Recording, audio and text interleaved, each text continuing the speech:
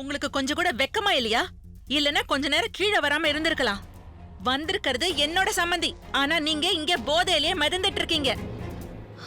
ஒண்ணு இல்லாத விஷயத்த பெருசாக்கிட்டு இருக்காத. It's no big deal. அதான் டீல்ல விட்டுட்டீங்களே. உங்களுக்கு எந்த பிரச்சனையும் இல்ல. பிரச்சனை என்னவோ எனக்கு தானே. கல்யாணம் என் பிள்ளைக்கு தானே நடக்க போகுது. 1500 கோடி டீலும் அவனுக்கு தான். அந்த சோகத்தை மறக்க தானே சரக்குலயே மூழ்கி இருக்கீங்க. ஏன் இந்த அளவுக்கு நீ மட்டமா யோசிக்கிற பிங்கி? சிவாயோட சந்தோஷத்துல எனக்கு என்ன சோகம் இருக்கும்? அவன் எனக்கும் பையன் மாதிரி தான். கேக்க நல்லாதான் இருக்கு. இந்த சினிமா டயலாக் எல்லாம் என்கிட்ட வேணாம்.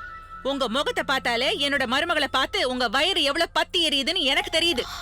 நான் ஓப்பனா சொல்றேன், ஒன்ன தவிர உன்னோட மருமக மேல இந்த வீட்ல யாருக்கும் எந்த இன்ட்ரெஸ்டும் இல்ல. மருமகன் ஒருத்தி இருந்தா தானே இன்ட்ரெஸ்ட் இருக்கும். எனக்கு மருமக இருக்கிறதுனால அவளை பத்தி நான் பேசுறேன். ஆனா உங்களோட தலையெழுத்தெல்லாம் மருமகங்கிற உறவே கிடையாதே.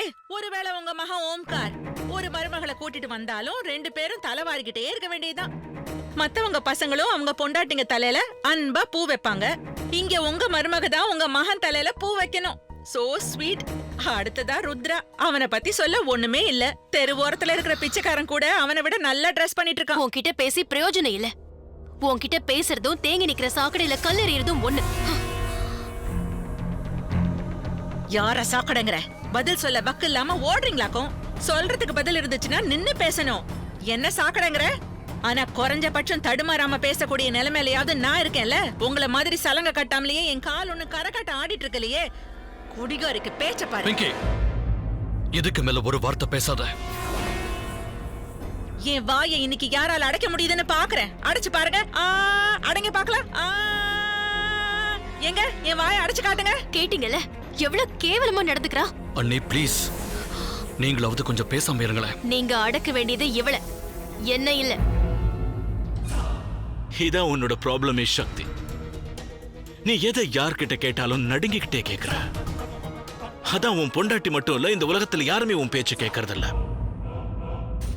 இவருக்கு கீதோபதேசம் பண்ண வேண்டாம். இதையெல்லாம் நீங்க பெத்து போட்டிருக்கிற வாரிசுங்க கிட்ட சொல்லுங்க.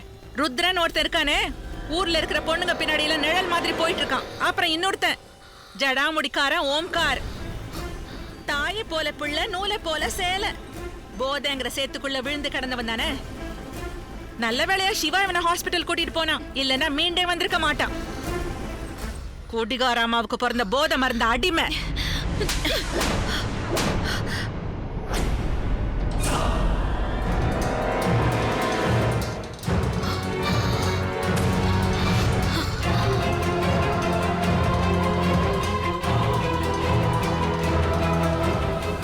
அப்புறம் இன்னொருத்தன் ஜடாமுடிக்காரன் ஓம்கார். தாயை போல பிள்ளை, நூலை போல சேலை. போதைங்கிற சேத்துக்குள்ள விழுந்து கிடந்தவன் தானே. நல்ல வேளையா சிவா இவனை ஹாஸ்பிட்டல் கூட்டிட்டு போனான். இல்லன்னா மீண்டே வந்திருக்க மாட்டான். குடிகார அம்மாவுக்கு பிறந்த போதை மருந்த அடிமை. போதை மருந்த அடிமை.